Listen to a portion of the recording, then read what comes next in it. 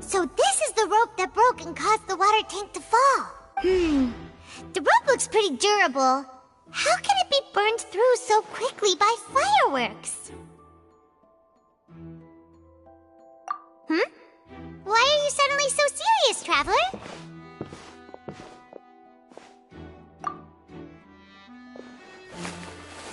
Whoa. Look! This bit is made from different material! Most of it was burned away, but there's still a little bit of it left.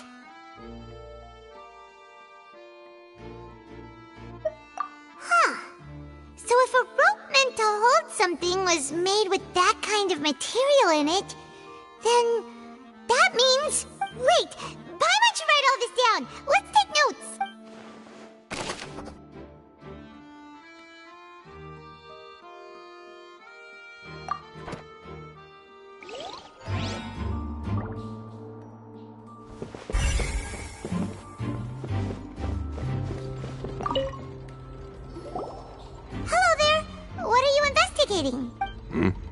Oh, this location has also been cordoned off because the Magic Troop members are currently considered prime suspects. The investigation team is still collecting evidence. The seats were all booked in advance, so we were able to deduce the missing woman's identity by checking the guest list. Sure, it's not like this is confidential information. We will publish it later anyway when we petition the public to help us find the missing person. Her name is Halsey. She's a painter from Fontaine who's made a bit of a name for herself. Apparently, she wasn't a regular at the Opera House, but she'd been feeling some pressure with her work lately, which made her decide to come see the magic show. The Magic Troop members all claim not to know her. We have looked into her social connections. It seems that she has no personal grievances or conflicts of interest with the suspects. Simply put, she wasn't related to the Magic Troop at all, which matches the features of the previous serial disappearances. Were the victims of previous cases also chosen at random? That's how it seems to us, in any case.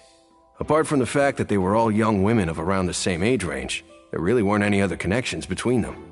Okay then. No need to be so formal. If you do happen to see the missing girl, please be sure to contact us. It is of utmost importance that we get to the bottom of these disappearances.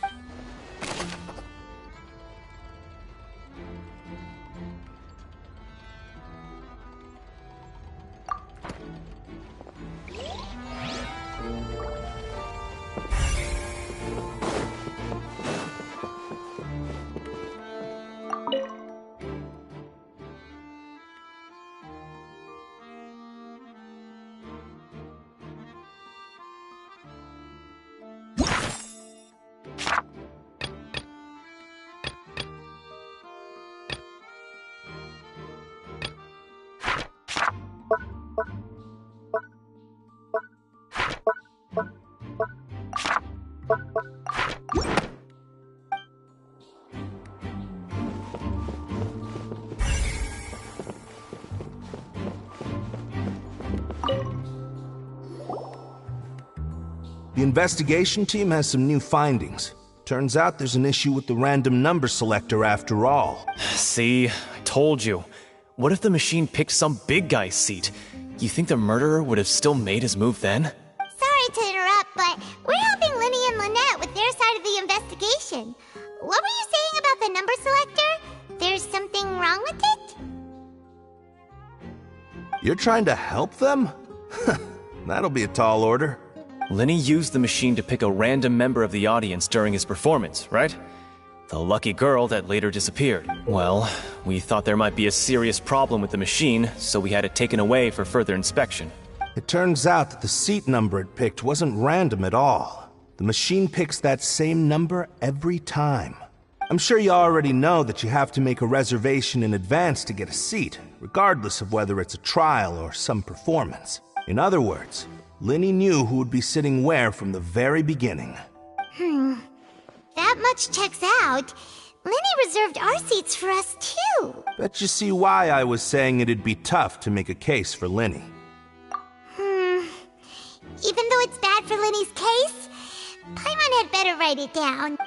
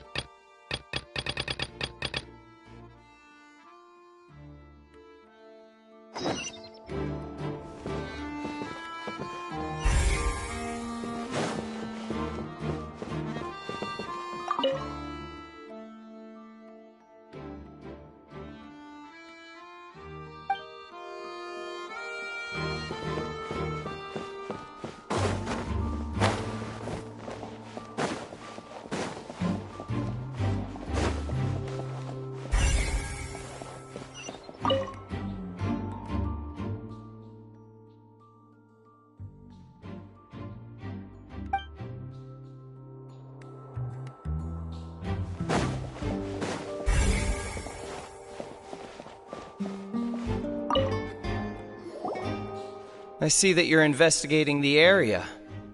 Well, it just so happens that I'm interested too. If you find any new and interesting leads, be sure to share them with me, alright? We don't have too many thoughts yet. Then why don't I tell you my hypothesis first? The way I see it. And I'll start it with that loud thud. The thud? Oh, you mean the sound that happened during the countdown? Yes, exactly. It wasn't terribly loud, but I suspect that most people heard it. It's just that everyone was awaiting the results of Linny's trick with bated breath, so no one paid it much mind. But now that the incident has happened, the thud has become an important clue. That makes sense. So, what do you make of it? I'm of the opinion that it may have been the sound of Linny's accomplice. Lynette, perhaps. Jumping atop the water tank, or something like that. And when the pyrotechnics went off, she cut the rope, sending the water tank crashing down. But wasn't the noise we heard too loud for that? Perhaps the balance wasn't right, leading to a particularly rough landing. Oh, that's true. I suppose I must reconsider. That does remind Paimon, though. What was with that sound?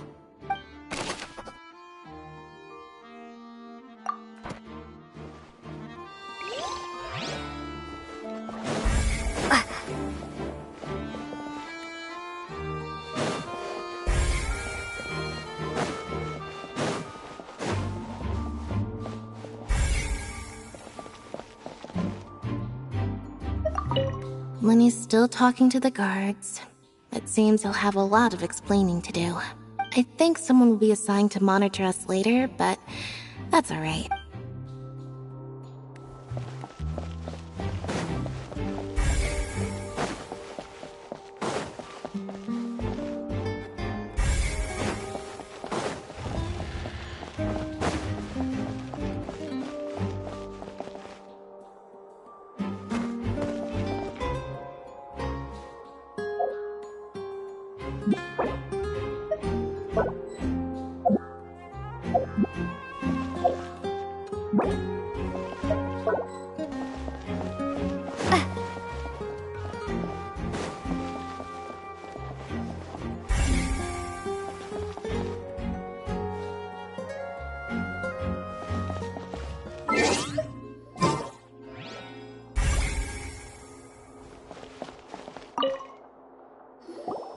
Sorry, but no.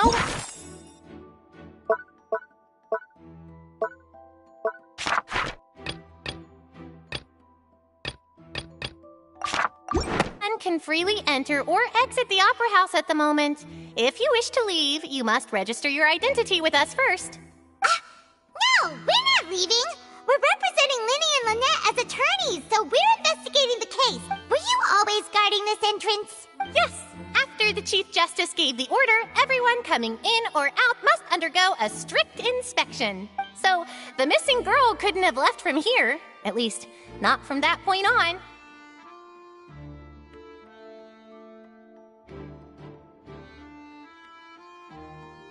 I doubt there was much opportunity then, either.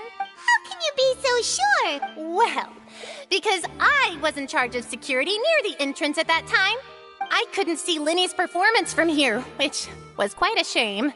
Just my luck. But still, I did not abandon my post. And I stayed put no matter how loud the applause was. If someone had so much as even approached the door, I would have noticed it, let alone if they had tried to leave. We Melusines are good at that sort of thing, you know. So, it's safe to say the girl couldn't have left through here.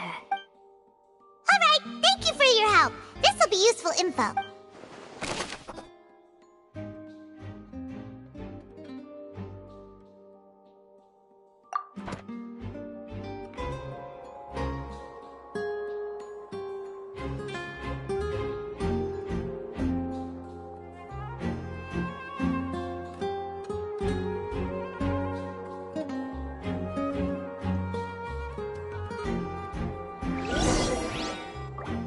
Everything of note here at the performance venue.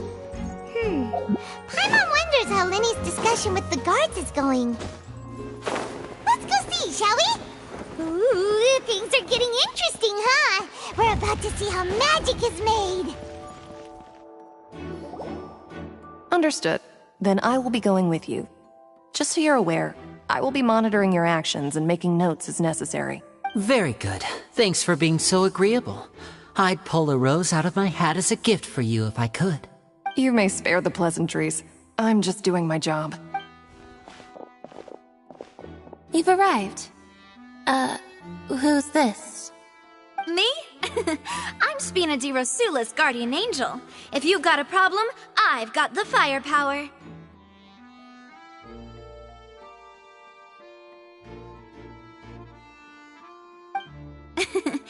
Sorry, I got a little carried away there. Call me Navia. I'm a partner of theirs, and will be helping investigate this whole situation. And these are my companions. Would you mind if they join as well? Fine by me. Oh, new helpers? I would be most grateful. Well, let's just say we're tagging along. It's not every day you get to see the secrets behind magic performed on such a large scale. I appreciate your kind interest. Come with me. We'll be heading below stage. Huh? Below stage? Yes, a world of secrets is hidden beneath this magic box, prepared specifically for this switcheroo trick. But before I reveal everything, you should have a look first. Notice anything strange here?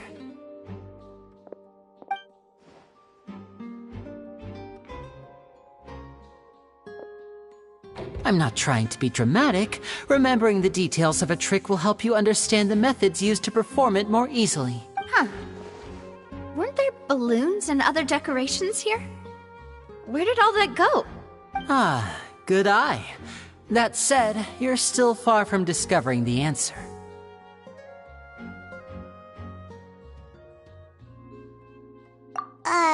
The back? You mean the inside of the door? What's different about it? Paimon didn't notice anything. Very good indeed. I thought you might not be able to catch that, given that you were sitting in the first row.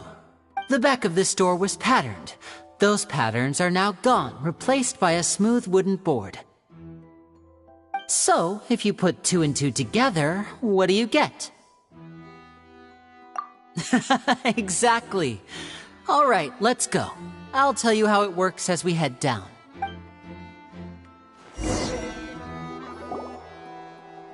Oh, so there was a passageway under the magic box!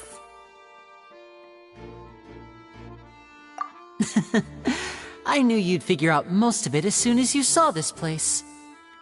The 2 magic boxes are positioned right above the 2 entrances of the tunnel. See this flatbed trolley? The box with the lucky audience member in it would be shuttled over to the other side using the trolley. This trolley can raise and lower and even rotate, ensuring that the box will face in the right direction. I see. So that's the purpose of the box inside another box. Precisely. The inner box would descend after the audience member was put inside and be moved along the trolley, all while the outer box would remain on stage as if nothing had ever changed. So that's how you did it! Once the box was lowered, the trolley would store some energy through this device here, with which it would complete the rest of the steps. The audience member would only be able to feel some slight movements in the dark, and by the time she walked out, she would already be back on stage. Right! You were talking that whole time, and you even came out for a moment near the end! Ah, yes. A phonograph operated by Lynette was used to achieve that effect. My assistant and I had already scripted our conversation beforehand. When the countdown began, I had already gone to the opposite box via a tunnel using that ladder. And what about Lynette? Where was she? I was in the mezzanine space in the back of the box. Oh, interesting! That's how we were able to coordinate Linny's lines with the assistant. And, by the way, I was the one who walked out of the box at the end. I mean, we are twins. All it takes is a change of clothes and no one can tell who's who.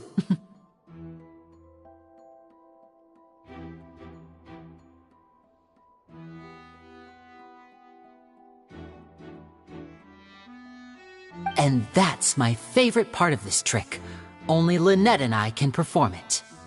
So that's how it all worked! Wow, every detail you revealed was more amazing than the last! Lynette would briefly walk out of the box and then go back in, jumping into the tunnel and escaping before the box on the trolley could finish ascending. And then I walk out of the other box in the audience area, and the trick would be complete. The operative word here being would. But as you saw, Cal was in the box, not our audience member. She, on the other hand, mysteriously vanished. We really don't know how that happened. If not for that interlude, this would have been an astonishing trick. I probably never would have figured out how you pulled it off. And yet, to think that someone was able to use this magic trick to commit a crime. Could we have a look around? I think we can come up with some more leads. This is the scene of the crime, so Linny and Lynette are not permitted to stay here. I'll escort them back up. Yes, of course, no need to be so strict now. I won't disappear into thin air, you know. Thanks, everyone. We're counting on you.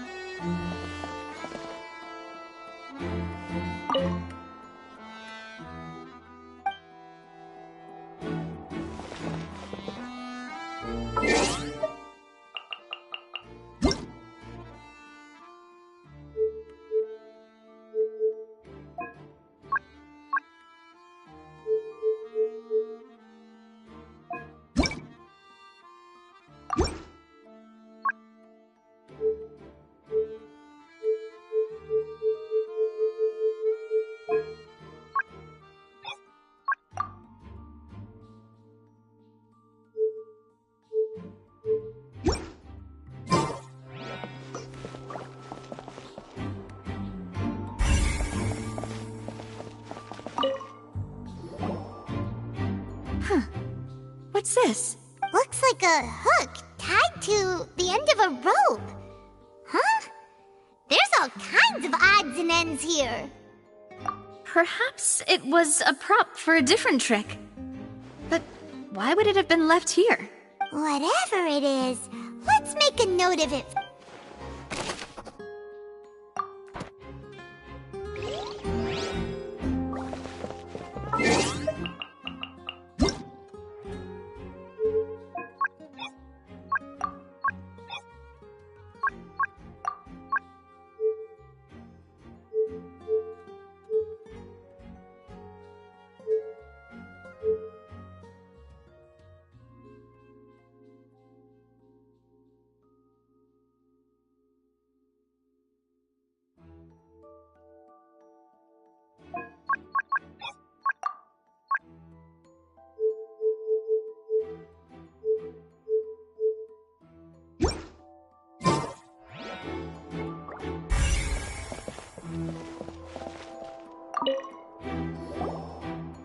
The floor is wet. Please be careful not to slip.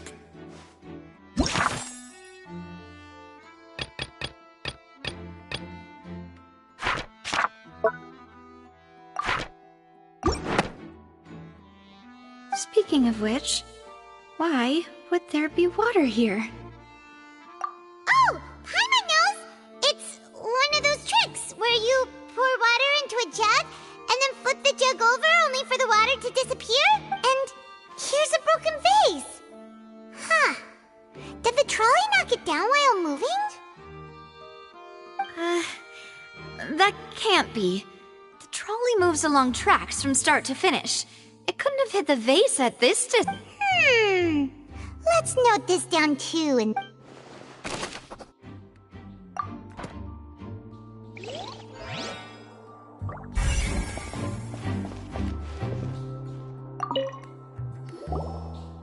Oh, these are the clothes that the lady chosen from the audience was wearing, right?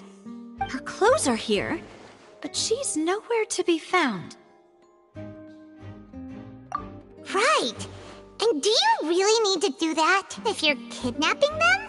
Ugh, this is so confusing. Paimon doesn't want to be a detective anymore.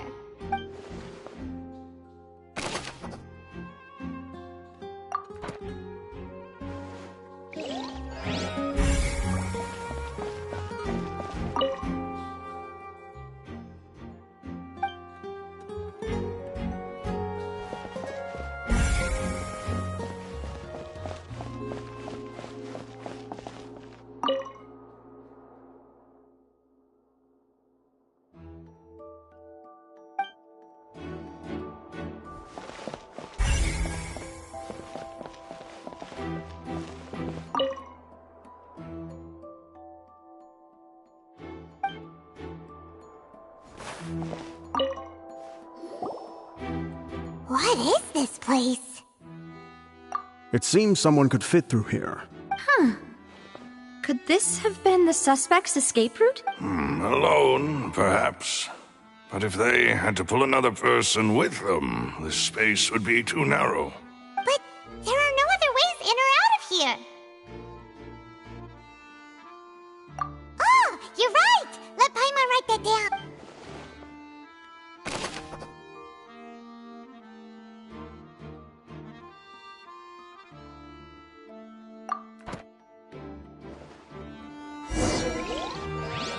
Seems we're just about done investigating down here. Yes, let's head back up.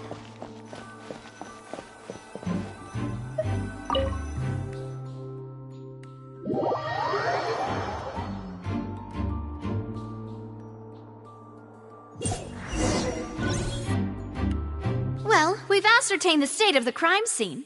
Let's find a place to sort out our findings once Malus returns. It seems to me that there are several things that don't add up here. Apologies for the wait, demoiselle. So, what did the guards say? Did the criminal escape through the vent? They believe the odds of that are very low, since the vent leads to the Opera House's basement. The guards have checked the area carefully. No one left through the basement during the performance or after the incident, and no one was found hiding there. So the tunnels become like a secret chamber then! You know, like the kind you usually see in novels! The plot thickens. Halsey's disappearance and Cowell's death are both quite inexplicable. No wonder Farina was so confident in her accusation. All of the current evidence points toward Linny and Lynette. In other words, the charges are very likely to be upheld unless we make some considerable progress. Charges and then trial. So if the charges are upheld, they'll announce a sentence? That's right. This is how a trial goes in the Opera House. During the proceedings, the Chief Justice and the Oratrice will hear statements from both sides. That's right. This is how indemnitium is produced. The statements from both sides, the defenses from attorneys, witness testimonies, and even the audience's emotions will all be projected on the Oratrice. To put it simply, it's as if the Oratrice has its own will, and is a judge in its own right. This also precludes any kind of favoritism on the part of the Chief Justice. Not that this has ever happened anyway. Once both sides have finished speaking, the Chief Justice will make his final decision. This, too, will be used by the Oratrice as a reference. Then, finally, the Oratrice will be consulted by officials. The result it returns is the will of justice itself. Huh? So that machine is the one that actually decides? Paimon thought Neuvillette called the shots. In practice, there is very little difference. Both have always come to the same judgment. Which is why people have great faith in the Chief Justice. Yes, the guards also asked me to convey that none of us will be allowed to leave this place before the trial. Huh? Why? Because we've chosen to act as the twins' proxies. That makes us persons related to the case. They're concerned that we might be colluding with outside parties, or that we might find outside help to disrupt the case. And even if that were not so, it could prove problematic if we happen to spread key information about the case ahead of time. I'm ready to break out at any time. Whoa! There's no need for that! Paimon thinks they have a point. That said, are they providing food? Of course. I just hope you don't mind the lack of options. I'm afraid that catering to all tastes is not in the cards, nor is any guarantee of balanced nutrition. In that case, let's just sort out our findings together here.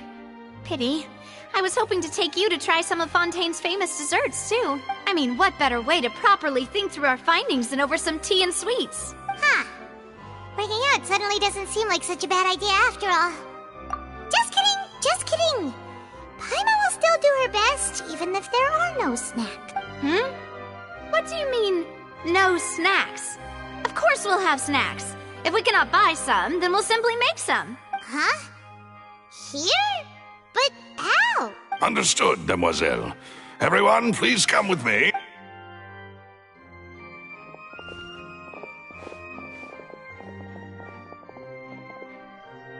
Wait, you're carrying a portable stove with you? Yes, I must be prepared to meet the Demoiselle's baking needs whenever the fancy strikes her. I have eggs, sugar, and almonds at the ready. Good work, you two. Then I'll get to it. Please sit tight for a moment. You'll get to taste my awesome snacks soon enough. These three are quite the interesting group.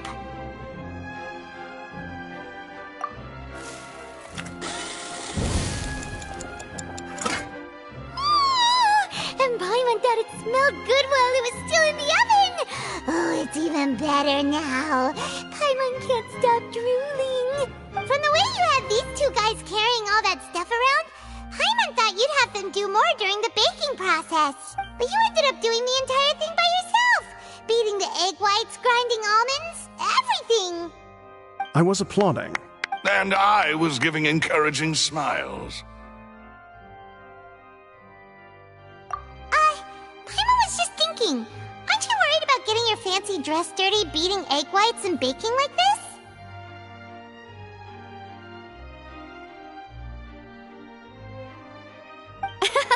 Well, I don't think it's carved in stone anywhere that fancy ladies can only read books, sip tea, ride horses, and play the piano. I just really enjoy making snacks. Don't underestimate beating egg whites, by the way. It's a real arm workout. You also need to beat them to just the right consistency, or your macarons will crack. Anyway, give these a try, fresh out of the oven. There's 3 for each of us.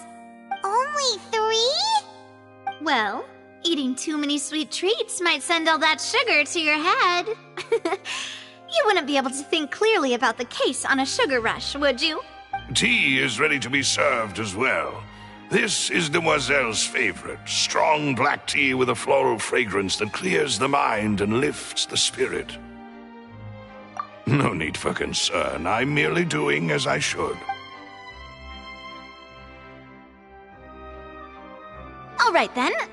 Down to business.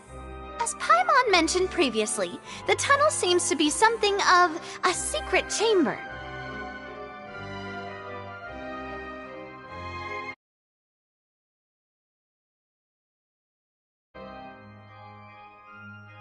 However, we can assume that Linny and Lynette were not alone within it. Some criminal also occupied its sealed confines. The magician twins could have committed the crimes, of course, but they lack any logical motive. Exactly! Why would they do such a thing right when everyone was watching?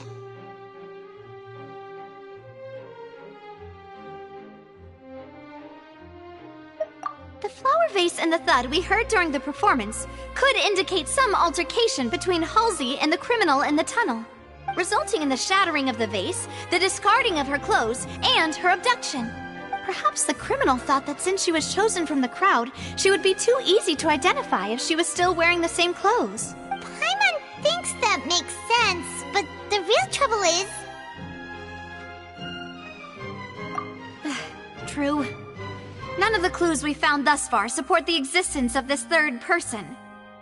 But the only people left to consider are both technically victims, whether it's the missing girl, Halsey, or poor Cowell. Huh. Could Halsey have secretly made modifications to the magic props in order to murder Cowell before making her escape? That's right. And even if she had tampered with the setup, she would need to understand the entire trick to pull it off, nor does she have any motive. The guards said that she has never had any dealings with the Magic Troop's members. Were we not thorough enough in our search? From the sound of things, this is turning into an impossible case. Your macarons are amazing though, Navia.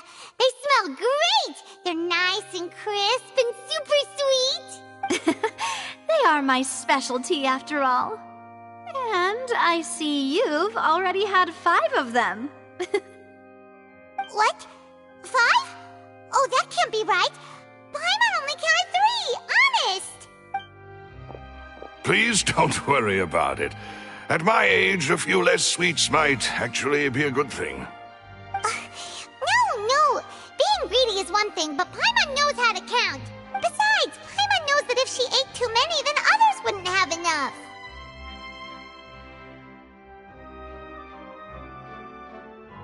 Wait, even you don't believe Paimon? How could you? If Paimon ate those 2 extra macarons, then may they turn into stone in her stomach! All right, we get it. Well, I suppose one of us might have gotten too engrossed in our chat and eaten them by mistake. No big deal. Maloose, set up the stove again if you would. Huh? What are you... Making sure everyone gets 3 macarons, of course? Exactly. We don't want to trouble you. As you wish, demoiselle. And I have the egg, sugar, and almonds. Well, this really is your hobby, huh?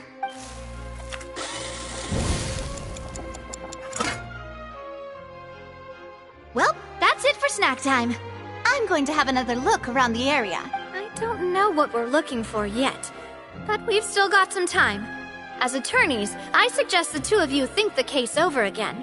It would be awkward if you got all tongue-tied on stage during the trial. All right, thanks for your help, and for the snacks. It was nothing. A small task for the Spina di Rosula. Silver, Maloose, it's time to go. I'll be back if I find anything new.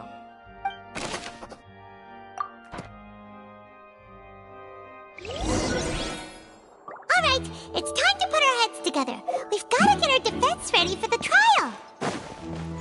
Oh, it's probably gonna be a long and difficult case. There's no point in worrying about that now. We just need to prepare. Here, take Paimon's notes. They should help you review the situation.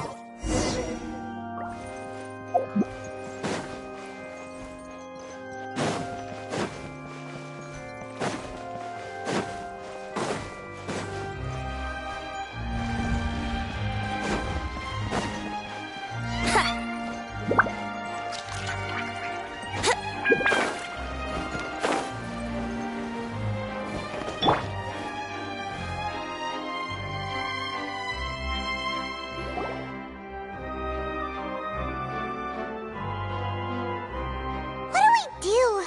The whole situation is so confusing.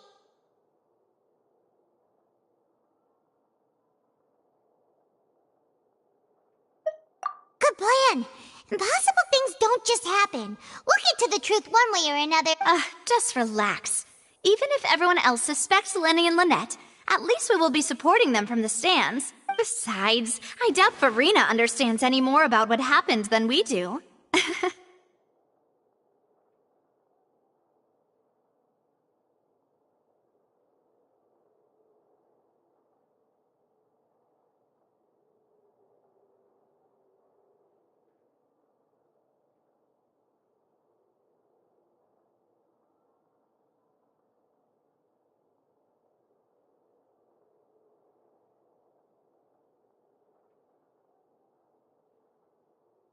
Thanks, Navia. Well, we'll be going then. Best of luck to you.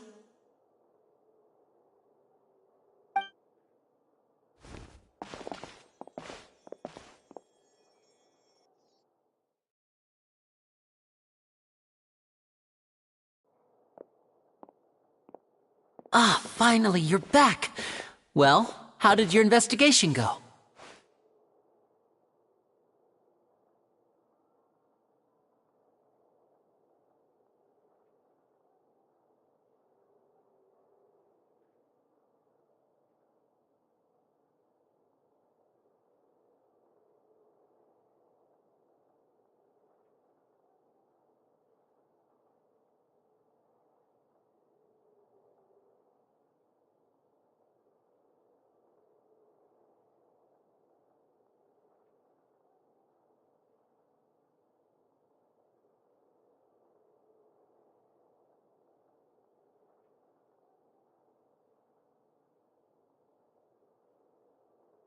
To be honest, you might be disappointed.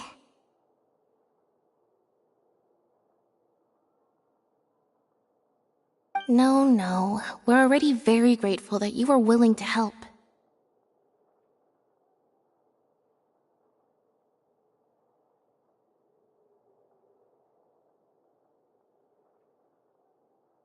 Well now, don't you all look disappointed?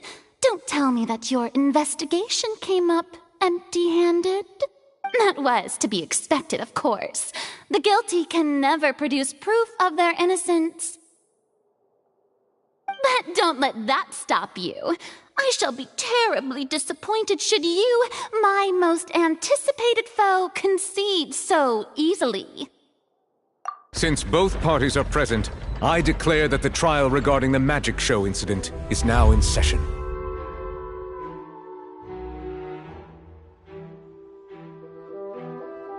Firstly, in order for the audience to understand the causes and results of the incident, could we please have Mr. Linney explain the trick?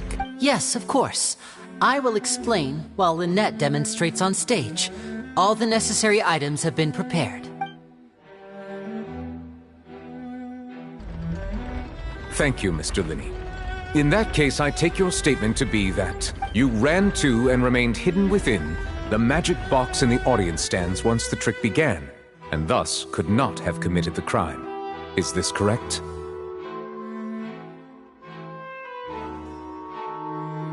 Yes, that's correct, Your Honor. In that case, I call upon the prosecution. Lady Farina, do you wish to refute his statement in any way? Why, of course I do. Allow me to take the first shot and break this case wide open. Mr. Linney is clearly lying. There is no way you could have been in the box the whole time if you were to abduct Halsey and murder Cowell. In fact, I'd say you were hardly in that tunnel at all.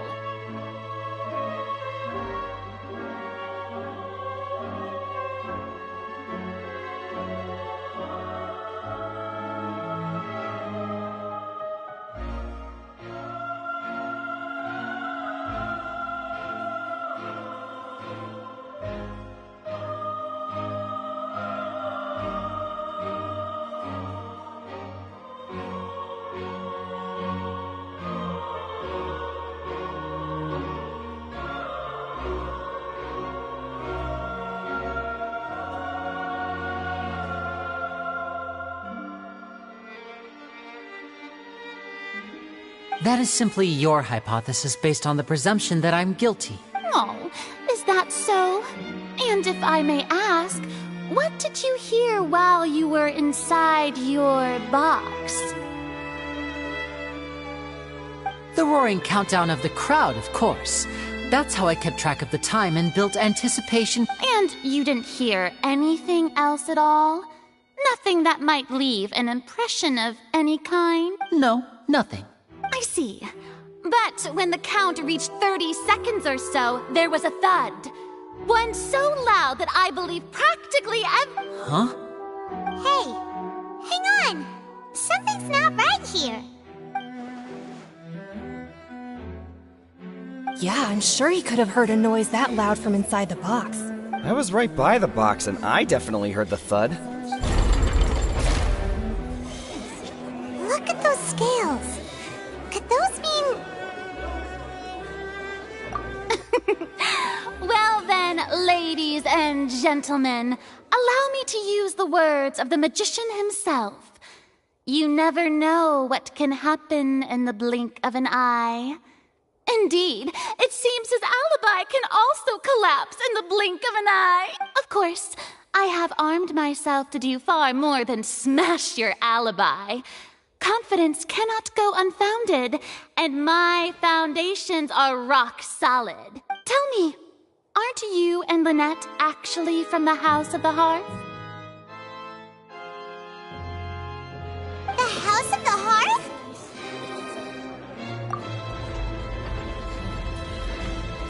No wonder they did something like this. So the serial disappearances were the Fatsui's doing. Now it all makes sense. I've got a feeling that what happened on stage probably wasn't just an accident. That's irrelevant. Our identities have nothing to do with what happened. Indeed. Then perhaps you could tell us everything that happened during that 1 minute.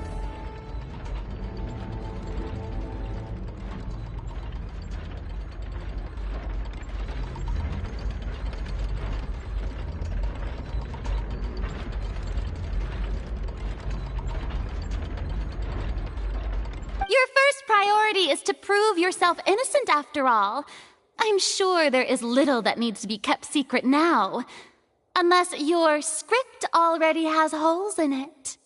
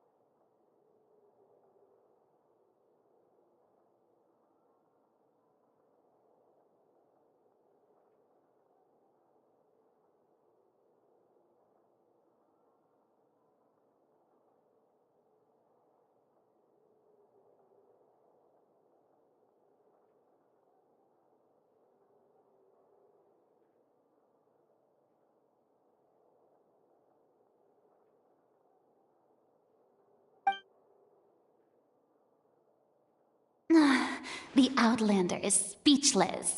My, oh my, don't they look flabbergasted? Now comes the infighting and discord, I suppose.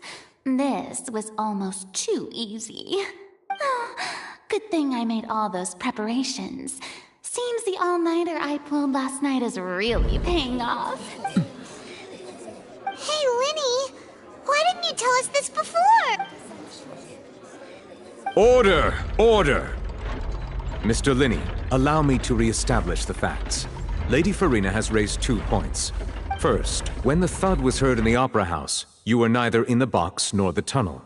Second, you and Ms. Lynette are both members of the House of the Hearth. Are these claims true?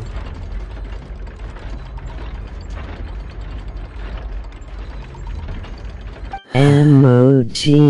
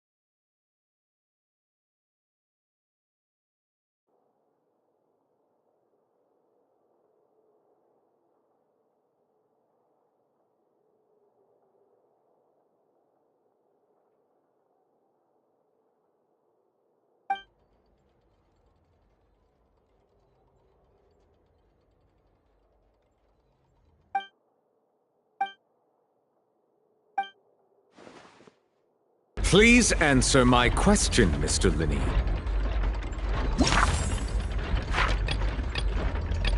Tapu. I'm sorry. Yes, they're true, Your Honor.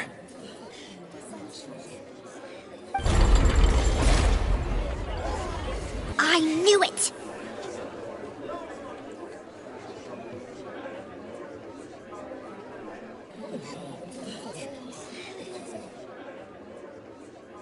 Well, that's it. We might as well move on to the sentencing already. Tapu.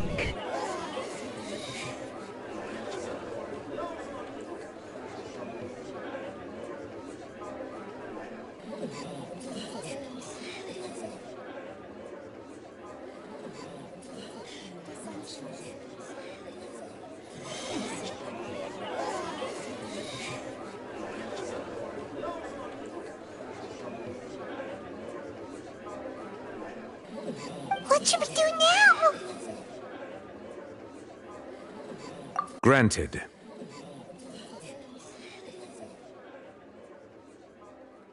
In that case, what is your request? Is that really necessary? They're already as good as guilty. The defendant deceived their own attorneys. What is there left to discuss? Order! Order, I say! Your request is reasonable, and we shall adjourn. This trial will reconvene in 1 hour. So you would stick to Mr. Linney's defense even after knowing what you do now? You certainly have more professionalism than I thought.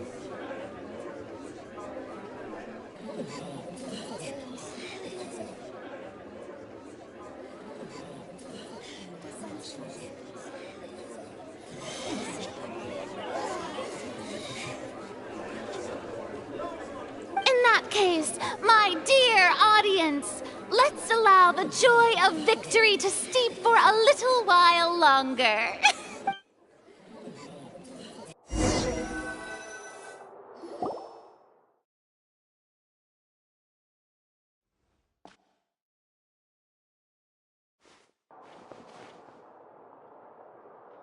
Well, this is awkward. I didn't think the Hydro Archon would dig all that up. I'm sorry, Traveler and Paimon. Yeah, sorry. Paimon doesn't know where to start. We trusted you two. We based our entire reasoning on the assumption that you weren't bad guys. Not to set the wrong tone or anything, but Paimon's really mad! I'm very sorry. I know you're angry, and reasonably so, but please, let me explain. I know you've clashed with the Fatui several times before. I wouldn't be surprised if just hearing the word is enough to make you upset. But our organization is very, very large, and the Harbingers have very different personalities and goals. Right now, we want to save people. As many as we can. That's right. I'm sure we're on the same page when it comes to this nation and the disaster that its people might face. I knew if it weren't for our respective identities, we could become good friends. That's why I didn't wish to flat out lie to you, but chose to hide some details instead. The truth is very important, but being completely transparent about everything would see us spending more effort than we need to.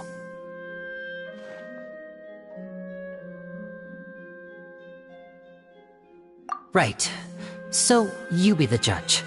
Heck, if I were you, I fear that I'd even struggle to trust me at this point. You met a Fatus who works as a magician, a trickster by trade. All by coincidence, too. But still, I'm asking you to trust me. I am no criminal.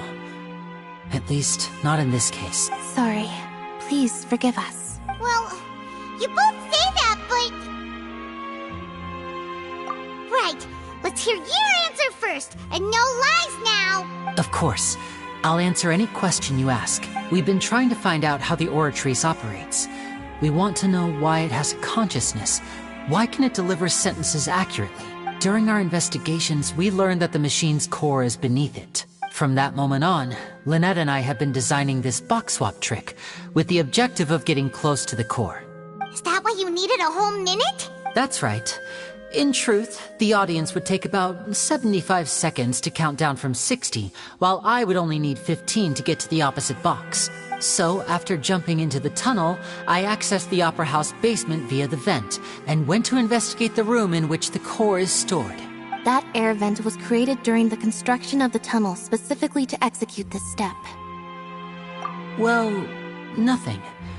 As soon as I reached that room and was about to investigate, I heard someone's voice. Which should have been impossible, of course. I was quite certain that I was the only one in the room. That voice and tried to speak to me. Caution and retreated the way I came. On the way back, I saw the broken vase and the clothes on the ground, but the countdown was almost finished, so there wasn't time to give it any thought. After that, the homicide occurred just as you saw. Well, that explains why you didn't hear the thud. Because of that prophecy I told you about, of course. And about this nation's secrets in order to deal with that prophesized crisis. That's the only way we can save everyone. So, there you have it. The whole truth. I swear, I didn't hide anything from you this time. It was never my wish to proceed under this cloud of mistrust either. But, like I said earlier, you can be the judge. If you want to leave because you don't trust the Fatui, there's nothing I can do to stop you. Well, Traveler, you decide. Paimon will follow your lead however you choose.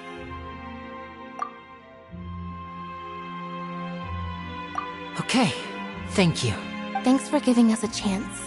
The current problem is that the scales are tipped pretty badly against you two. If we want to refute the Hydro Archon's accusations, we're gonna need a seriously watertight defense. Huh?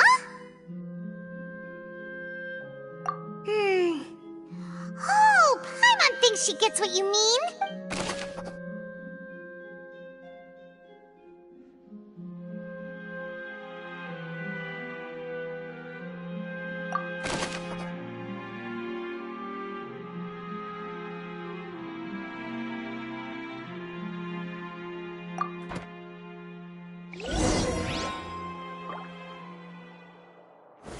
Solidify!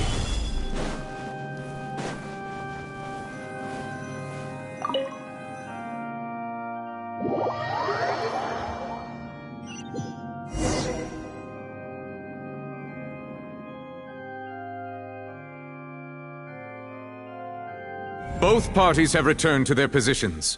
Let us continue the trial.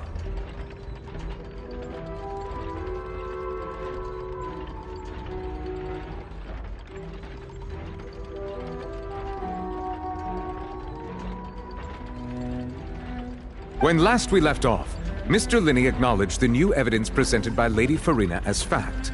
Therefore, Lady Farina may continue stating her reconstruction of the events.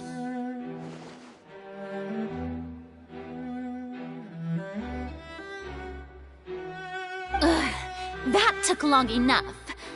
Now then, if everyone would lend me their attention at this stage, let's revisit that scene from Linney's perspective.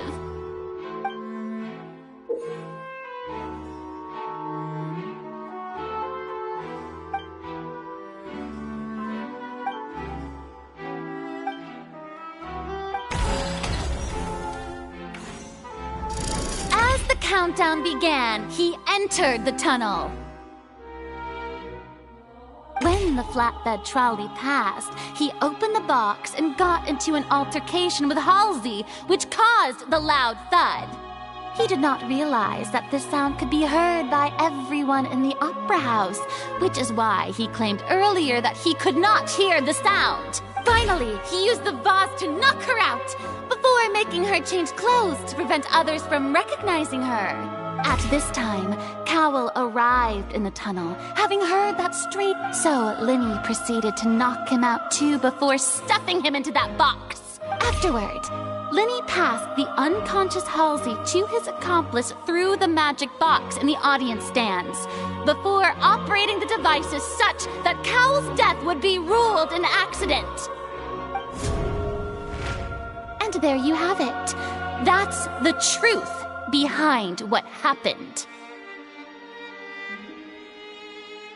Does the defendant's side have any objections to Lady Farina's description of the events? The key to refuting Lady Farina is the order of events.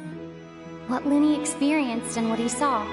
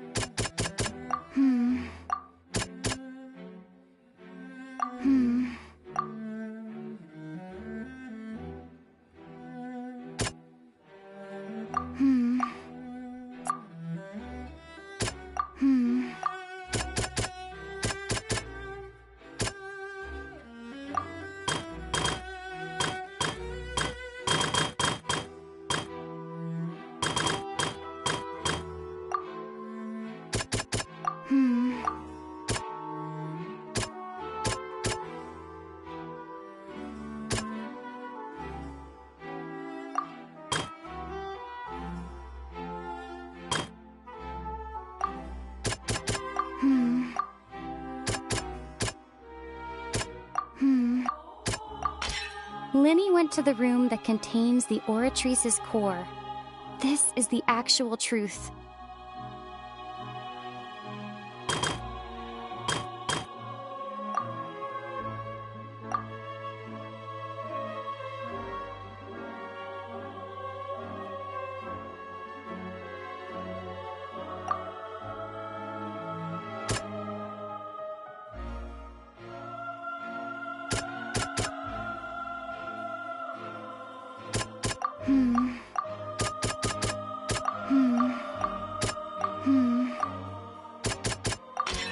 Linny did not take part in the underground altercation.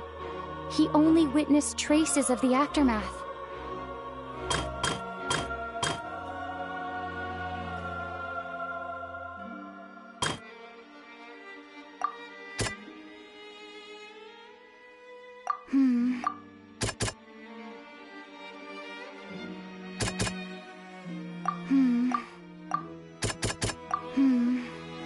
Seem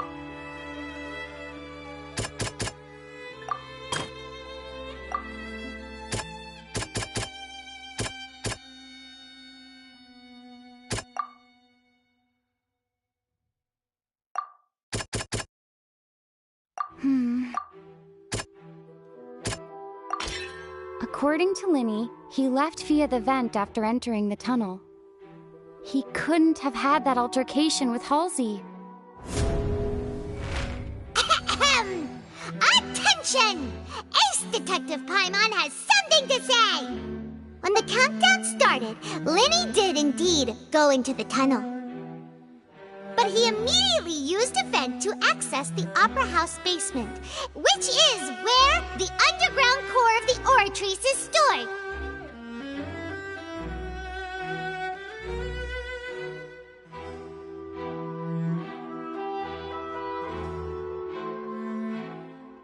Once he reached that area, he heard a voice in what should have been an empty room. Since he felt something was amiss, he returned immediately. The crime scene had already developed by the time he reached the tunnel again. And in order to complete the magic trick, he did not remain there for any length of time. Finally, he reached the surface, and that was when the accident happened from his point of view. Therefore, he's innocent.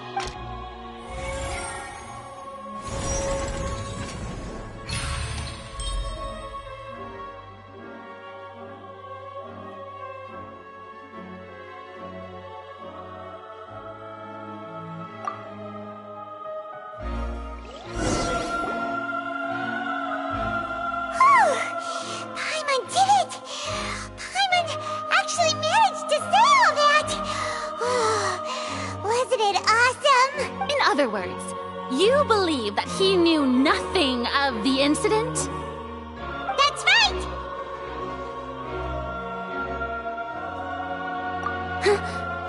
My reasoning?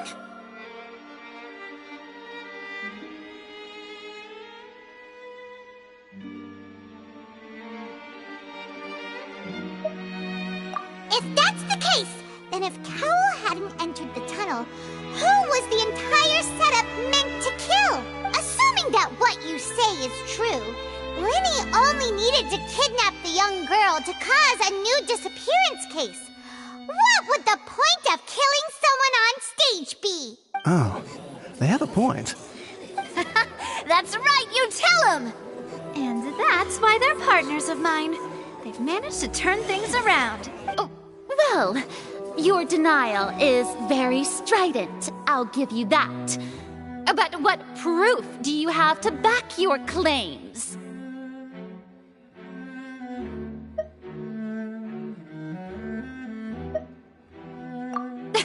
Of course I do. If he had been in the magic box the whole time, how could he have not heard that sound?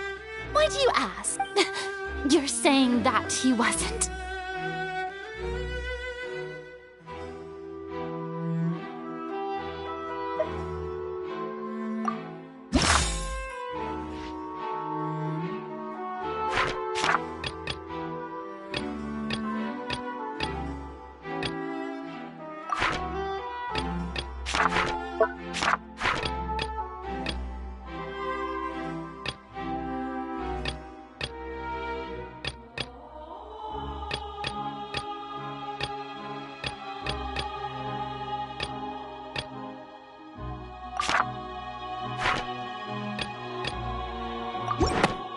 Sure we don't need to give this more thought?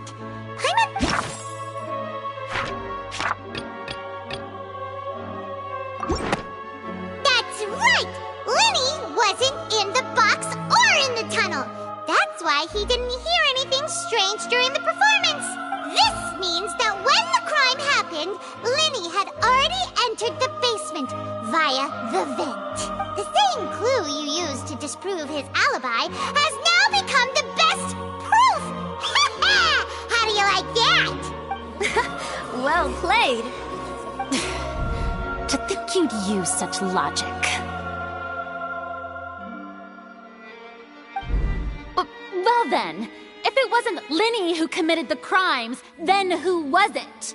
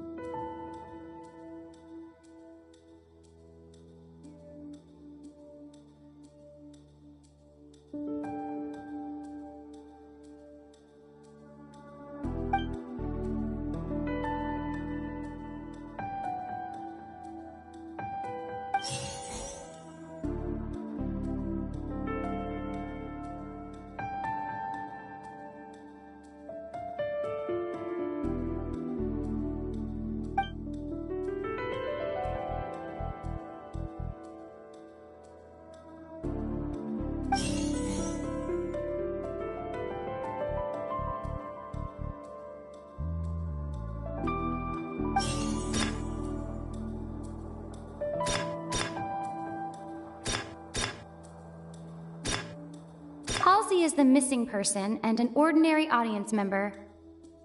Or did she have her own scheme all along?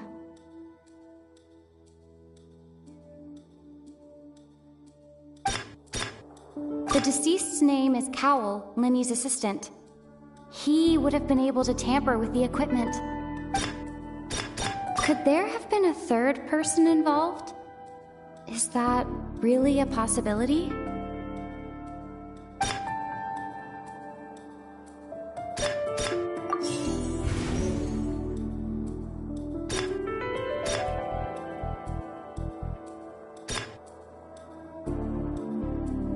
The deceased's name is Cowell, Lenny's assistant.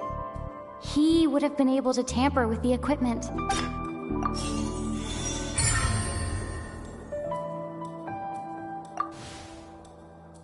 Huh?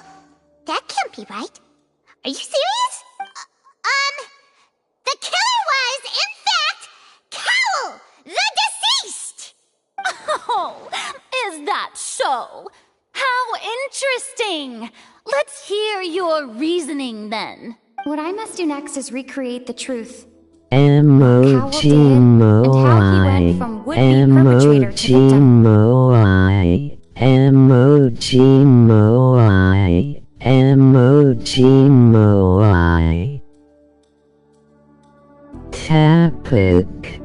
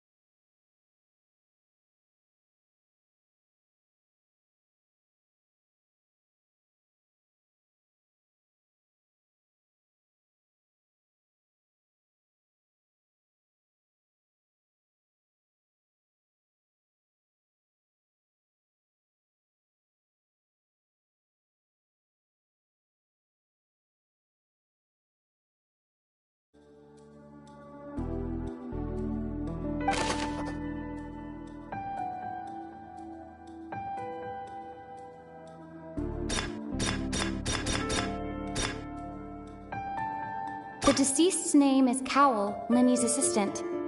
He would have been able to tamper with the equipment. Lenny was not in the tunnel at that moment, which gave our criminal ample time.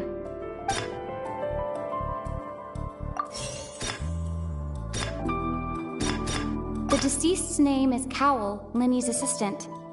He would have been able to tamper with the equipment. No one entered or left the Opera House through its entrances. So, where would the criminal have wanted to take Halsey? The sound we heard may have come from a clash between the missing Halsey and the criminal. It would have been tough for both people to fit into that vent. They would likely have bumped into Lenny as well.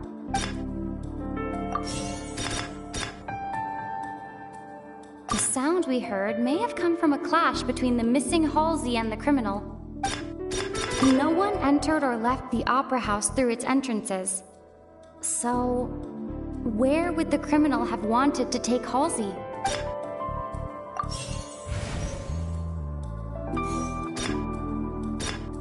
Halsey's clothing was in the tunnel. So, there must have been some fear that she would attract attention.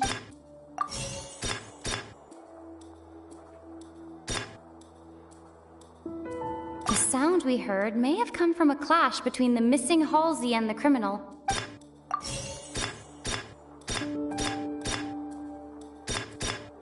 It would have been tough for both people to fit into that vent. They would likely have bumped into Lenny as well.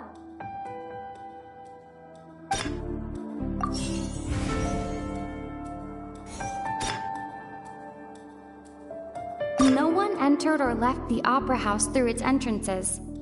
So,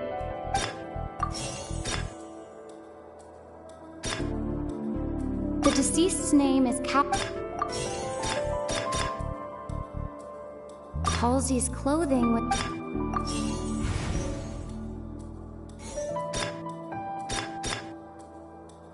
The sound we heard may have come from a clash between the missing Halsey and the criminal.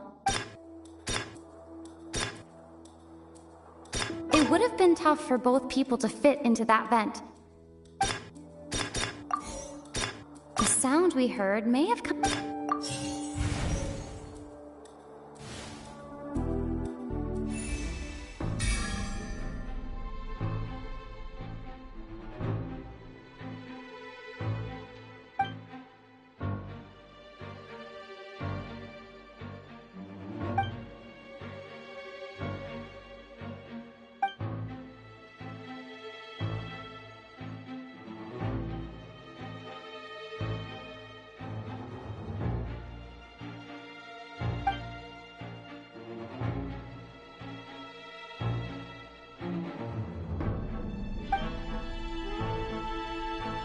What's wrong, Traveler? Are you still having trouble figuring things out? I see how it is. So this was all just a bluff. And here I thought you had something to show for it. But it seems you're still far from the truth. Look, since we're at a dead end, why not consider a different track? Just like the trick as it transpired, the end result must have been utterly different from the magician's initial design. If only we knew how Halsey disappeared. Well, that would be nice, but the tunnel only has 3 exits, and none of them seem very likely. And it's not like this is a magic trick where you can just make a real live person disappear. You know, like you did from that water tank, Lynette.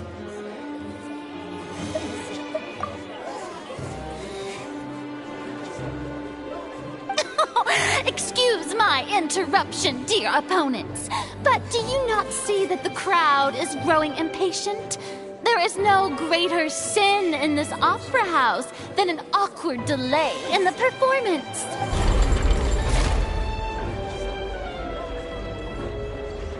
If the defense is unable to make further effective arguments, we will move on to the next stage of the trial.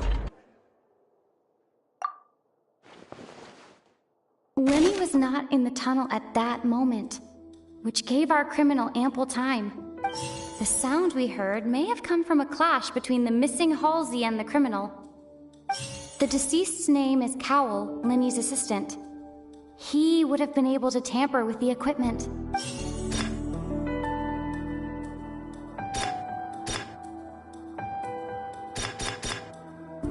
The vase was not broken by chance.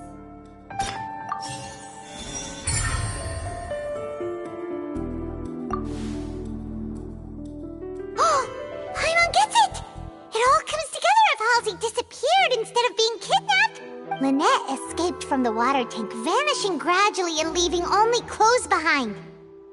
If there's a similar method where a person could be transformed into water... Oh, just a moment, please. I do hope you know how preposterous you sound at the moment. How could a person ever be transformed into water? This is reality we're talking about here, not some magic trick.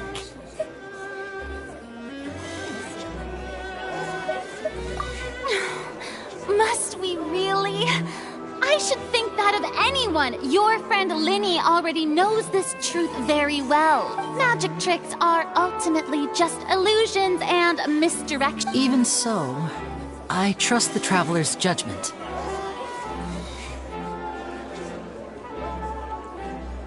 The truth must be out there somewhere. Perhaps some new line of reasoning may open if we try to gather all the focal points that don't make sense. Since Cal was the deceased, we haven't placed much attention on him. But given that we aren't making much progress with the case, it wouldn't hurt to have a look at his belongings, would it? People really do come up with all sorts of harebrained schemes when at the end of their rope. The way I see it, your suggestion that we broaden the scope of our investigation is nothing but a tactic for stalling the trial. Nevertheless, I believe that this is a reasonable request on the part of an attorney. Since the trial does indeed appear to be at an impasse, I believe that additional evidence may help us make more progress. Guards, please step into the lounge and examine the personal effects of the deceased, Cowell.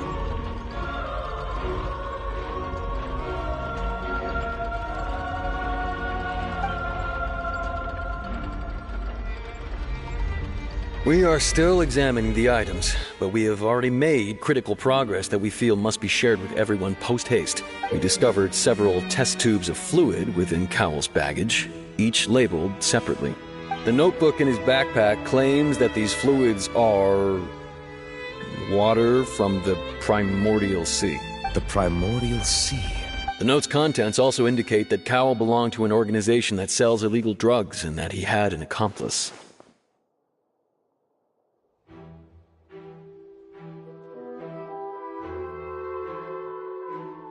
The notebook has many entries concerning safe usage of these fluids, in which the keyword dissolve appears many times. One of these tubes was labeled Opera Epiclese, along with yesterday's date. it is empty. The notes also state that these dissolution properties work exclusively on people from Fontaine.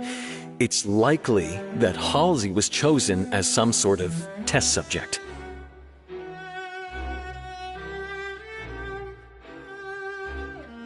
As such, we believe that the defense's hypothesis is, in fact, supported by sufficient evidence. You've got to be kidding! People dissolving into water? Could something so ridiculous actually be true? Wait a moment. This reminds me of a certain prophecy, but it's just a coincidence, isn't it? Huh.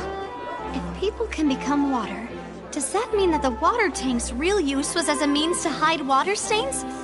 And if Cowell was targeting that girl... Wait just a minute. Could that mean... You two, with me, quick! Demoiselle, wait! What about your partners? Let's go. Just trust me. Order! Order! It is undeniable that further examination of the deceased's personal effects has yielded some surprising results. But we cannot yet verify the veracity of these clues. Still, let us assume that these clues are indeed authentic, albeit with the understanding that Ms. Halsey has yet to be found. Guards, please continue examining the items along these lines. Mr. Linney, it appears your hypothesis is supported by the evidence, so please continue speaking. Of course. Thank you, Your Honor. If we uphold this hypothesis, I believe that many of this case's seemingly unrelated clues can be connected together. Right! Like the metal hook! That one didn't make sense at all. Let's think about this. Cowell's methods must have something to do with that water from the primordial sea.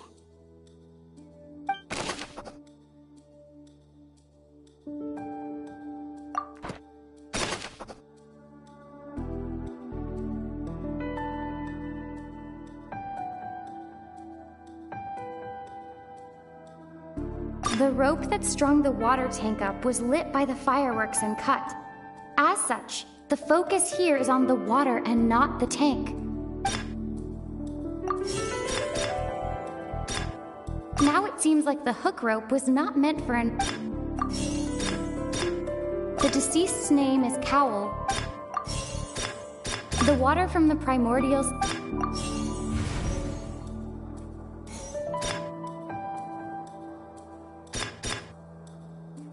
The water from the primordial sea should have... Lynette was in the magic box on... Lynette was in the magic box... Lynette was in the magic box... The rope that strung the water... The deceased's name is... The water from the primordial... I remember there was some...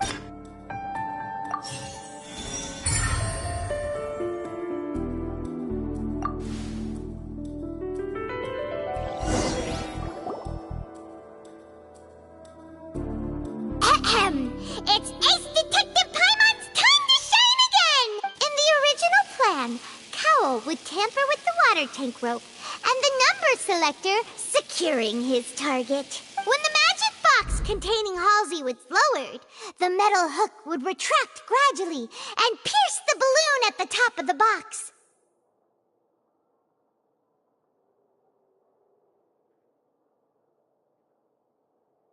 When the balloon attached to the box popped, the water from the primordial seed inside it would pour down and dissolve Halsey. Afterward, Cowell would enter the tunnel and break the flower vase to conceal the water inside the tunnel, with the remaining evidence being covered up by the water tank on stage. But he encountered something unexpected in the tunnel, and wound up being fatally hit by the same water tank he meant to use to cover his tracks. Huh. That does make sense. That actually links together a lot of the more confusing pieces of evidence. Oh dear, what do I do? Even I think they sound convincing now. Have I falsely accused an innocent person? What a humiliation. Now, it seems like the only point of contention remaining is the exact circumstances that led to Cal's death. His notes mentioned he had an accomplice who could be related to the situation. On that note, the guards have just contacted me indicating that they uncovered new evidence. I shall now invite him on stage to share it with us. Thank you, Your Honor. We were just inspecting the luggage of the other people involved in this case, and we found an identical sample of the water from the primordial sea among Linny's personal effects. What? That can't be. Oh, I see. Well, how wonderfully comedic to have your own counterattack only to come back and wound you. Does this not clear all doubt? My dear citizens, my loyal audience, allow me to present my reasoning and bring this performance to a swift close. Linny did not need to take part in the dissolution of the young woman at all. Indeed, he did leave the scene via the vent, having made modifications to the props beforehand. His accomplice Cowell then caused Halsey to vanish using the water from the primordial sea. But upon his return, in cruel avarice, Linny desired sole credit and prepared to do away with his partner in crime. Ultimately, he knocked Cowell out, and the tool meant to cover the crime up also became a murder weapon. Now, as much as I regret having come to such a viciously straightforward conclusion, it does seem that the famed Fatui is quite the cold-blooded and ruthless organization. Am I right, Mr. Linny? We've used up all the evidence we collected. There's no way for us to make a rebuttal here. Is this the end of the road?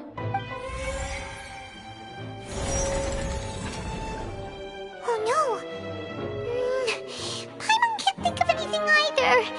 It doesn't look like there's any way around this. Seems using the water as new evidence was too good a move. Why did this have to happen now? I think we've all seen enough now. And we have ample witnesses to my flawless reasoning. I believe this is indeed the finale. Now then, my good, noble Chief Justice, should we not, in your view, move... Excuse me, everyone, but I must interject. Miss, I must ask you not to shout, and to respect the ongoing legal proceeding. Oh, come on. Don't be hasty. I have a good reason for interrupting, you know. Now, would anyone here like to take a little break from all this debate and see a little magic? I'll show you an amazing trick. One that can bring a young woman who has disappeared back in the flesh, right before your very eyes. Please, do the honors, Mr. Linny, if you would be so kind. What in the world is she saying? No offense, miss, but miracles like that are beyond my scope as a magician. Come on now, don't be silly. Magic is all about misdirection, isn't it? It often conceals the truth while presenting a fascinating illusion. But once everyone believes the illusion, can't magic reveal the truth to them once again? And wouldn't such a trick be the most marvelous finale to today's performance? Come on, Linny and Lynette. Give it another go. Don't worry. Spina di Rasula has made the necessary arrangements on your behalf. But, as the magic makers and stars of the show, I think I should leave the final performance to you. I understand.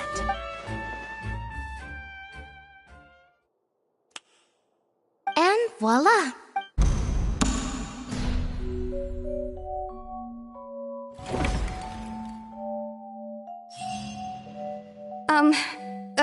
Sorry for the interruption. Wait, isn't that Halsey?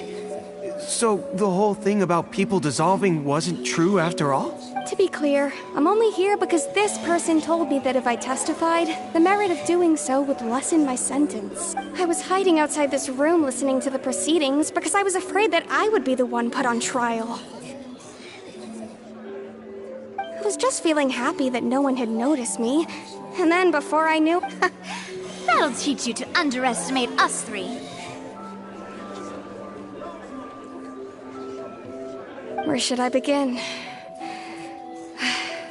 I'm sorry. I'm the one who killed Cowl. I admit it. What? Why? Firstly, my name isn't Halsey. It's Lillian, and I'm originally from Mondstadt. I heard that Linny's show was gonna be a real thriller, but I missed the chance to buy a ticket, so I stole one.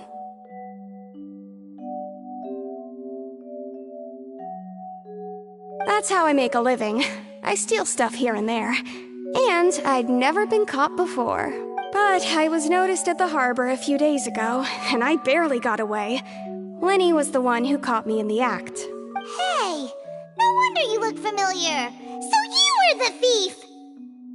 Liddy even mentioned that you were pretty skilled. Well, and I thought that would have been the end of it, but then the number selector chose me. He even mentioned the Fortress of Meripede.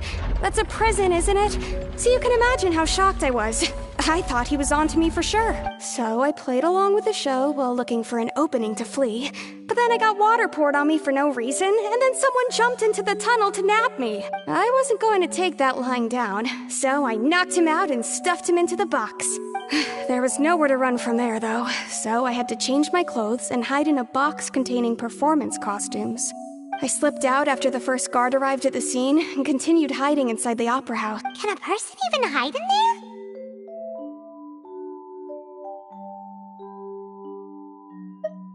But I swear I didn't know that the water tank would fall down. Really, I swear it. Had I known that, I wouldn't have put him in the magic box. I may be a thief, but I'm no killer. Well, that makes everything pretty clear now, doesn't it?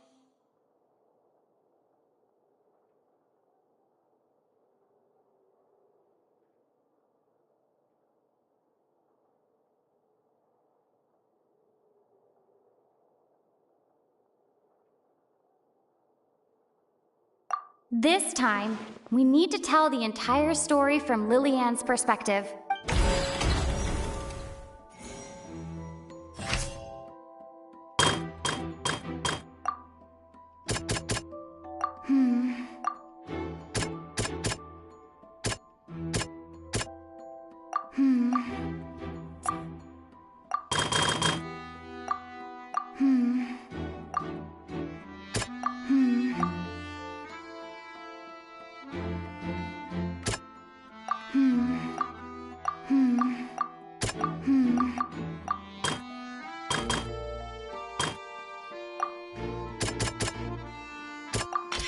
The flower vase was not broken to cover anything up, but was smashed during the struggle between Lillian and Cowl.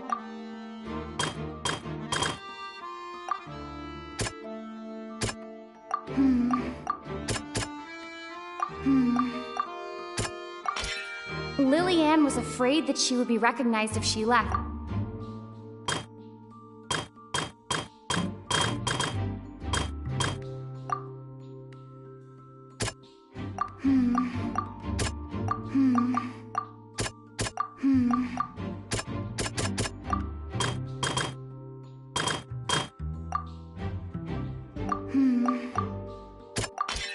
The strange sound wasn't from a fight. It was Lillian's attempt to break out when she was frightened. And it's Ace Detective Paimon time!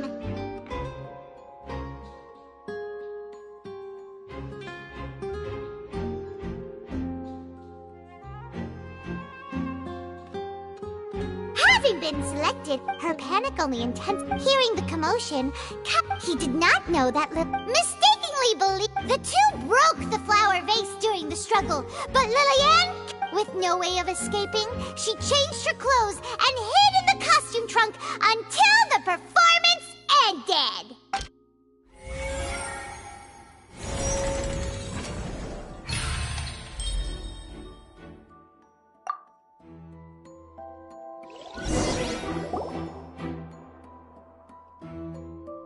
She knew that she would have to go through guard inspection if she tried to leave afterward. So, she has been trapped in the opera house these last 2 days. She had already become desperately hungry by the time we were chatting over macarons. So, she swiped 2 of them right under our noses. Talk about a sneaky thief. At this point, all the events that happened in the tunnel have now come to light. Ah, so that's the whole story. Bravo! Bravo! Now then, Lady Farina, do you wish to speak against the defense's statements? Please answer the question, Lady Farina. Also, if I may add, the trial has not yet ended. As such, I request that the prosecution not leave the room before the proceedings have concluded. What? Are you reading my mind now? No, I have no further arguments. I admit defeat. But really, could you at least have left me with some dignity? Wow, look at that! She's like a deflated balloon now! If there are no objections, then as the Chief Justice of Fontaine, I shall once again repeat the full sequence of events.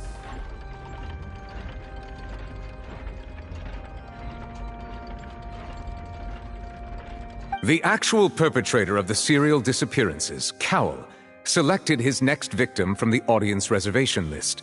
With some modifications to the selector, he could ensure that the pre-selected young woman would be chosen. To cover up any evidence while committing the deed, Cowell thought of allowing the water tank to fall, which would conceal the water left behind after the young woman was dissolved. He also tampered with the rope suspending the water tank, using the fireworks at the end of the performance to cause the tank to drop and hide the watermarks. He poured the water from the primordial sea into a balloon during the preparation of the magic box and stuck it to the box's lid.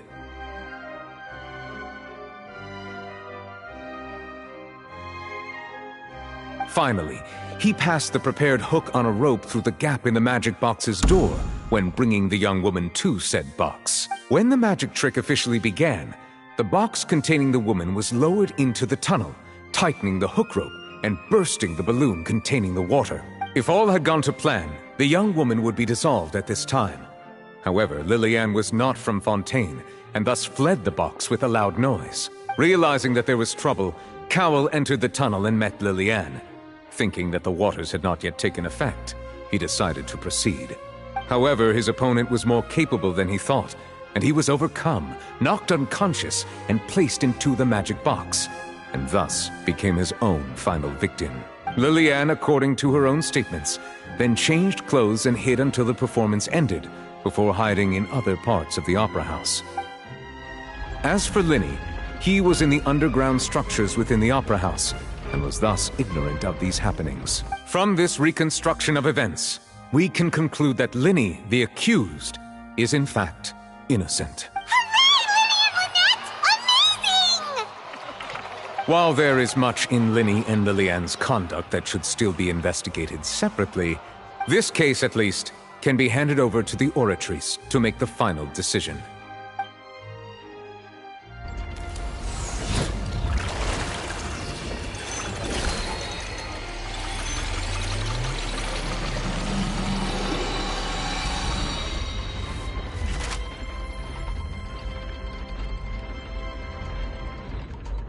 As such, Linny and Lynette are officially declared not guilty.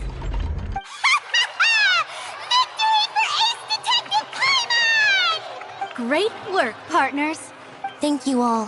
Thank you so much. Next, I think we deserve an explanation, Guard Vaughn. How did you find the water from the primordial sea in Linny's baggage? Right! Your discovery caused me to make a serious mistake, you know. Or was that not a discovery, but false evidence that you dared to bring before this court? I suspect that the accomplice mentioned in Cowell's notes was not Linny, but you, yes?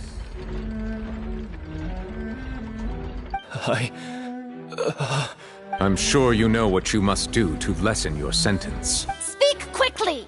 Unless you want to earn yourself a one-way ticket to Coupon Town. I was just following orders. We were supposed to place blame for the serial disappearances onto Linny, and thus cause suspicion to fall on the Fatui.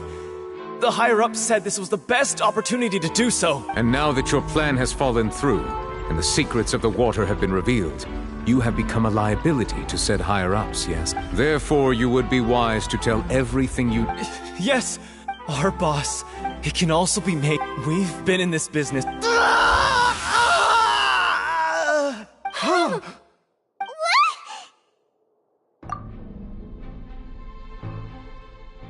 And now he can no longer talk. Such ruthlessness. I shouldn't have expected any less of them. An outrageous act. All present, please submit to inspection immediately.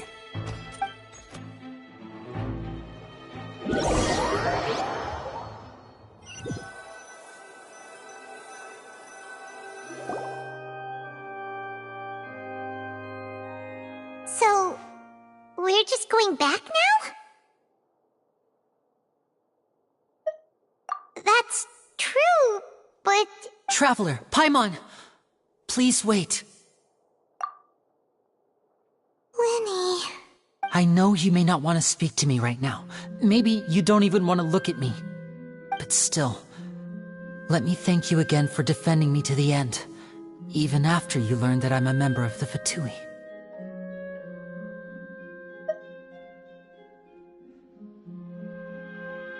I guess. But regardless, I'd like the opportunity to set things straight. I didn't approach you with any ulterior motives or ill intent. I've spoken to you as myself, just plain Linny this entire time. As for why I'm a Fatus, it's because the goals of the House of the Hearth align with those of an orphan like me. That's all. That was how Father, who you might know as the Knave, approached recruiting us back then too.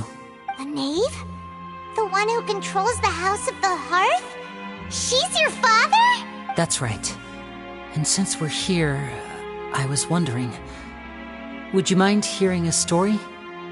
It's about my past. Back when our parents first died, Lynette and I were left wandering the streets. To survive, I took to surreptitiously observing an older street performer who did magic. It took me several days to figure out how he pulled off his amazing tricks. I took my sister through several streets until we found a crowded corner, and we began to perform magic tricks there. To my surprise, we proved to be pretty popular, and we could at least stop worrying about where our next meal would come from for a time. But I didn't want my sister to remain a street rat together with me forever. Before long, an aristocrat came to me and claimed that he wished to take us in after watching my performances. So you went from orphans to nobility just like that? That was how we felt at first, too. As if fate was on our side and we could say goodbye to those painful days. But I gradually discovered that while we were called foster children, he was really after my talent for magic tricks. He would constantly take me to all sorts of banquets to garner attention, which he would then use to expand his social circles. That doesn't seem too bad either. Better than roaming the streets at any rate. It took a while after one particular performance at a banquet. I discovered that Lynette was not on the same return vehicle as me. I waited a long time after we returned home, but she did not come back. I went to that noble's bedroom and asked him about her whereabouts. The answer he gave me was, she caught the eye of the most eminent person at the banquet, so I sent her over as a gift. I mean, you'll be able to perform your magic regardless of who your assistant is, yes? Oh no. So he was gonna... But wouldn't Fontaine's laws deal with such people? As far as outsiders are concerned, this is a relationship akin to adoption or foster care, and they have their ways of escaping the eye of the law. I managed to ferret out the location of the mansion of that so-called eminent person and hurried through the night. But by the time I leaped over the walls, avoided the guards, and made my way in, all I saw was the moonlit ground covered in blood, and the knave standing there in the darkness. So, she'd already taken care of that guy. That's right. She had rescued my sister before she could come to any harm, and had even discovered several girls hidden in a basement, all of them orphans. Father, the knave, might have seen something in me, and so she made me an offer. The House of the Hearth welcomes you, for your interests align with ours. Here, none will ever betray you. Indeed, betrayal shall never be permitted here. I was hesitant to trust her. I had just been betrayed by nobles. But she was also quick to destroy the noble who had taken us in at first, giving us back our... Oh, so that's how the two of you joined the House of the Hearth. She has her own plans. She has gained permission from the Tsaritsa to first use the Gnosis' power once she obtains it. She plans to use it to find a way to break the prophecy and save Fontaine. So, she believes in that prophecy too? That's right. The whole House of the Hearth is currently working to combat that crisis. Today's case has also proven that people from Fontaine can indeed dissolve into some sort of water, thus further supporting the prophecy. All of us house members here, Lady Arlecchino herself included, are from Fontaine. We won't give up on defending our homeland.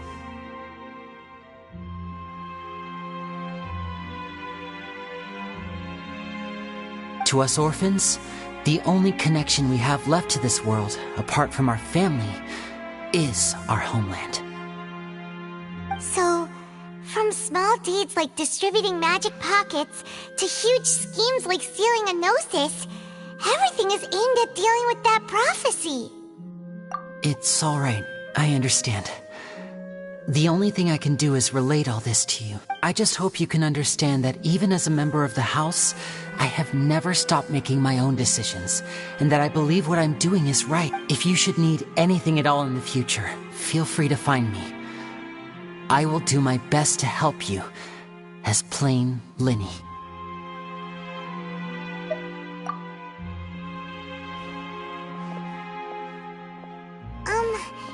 Bye, Linny!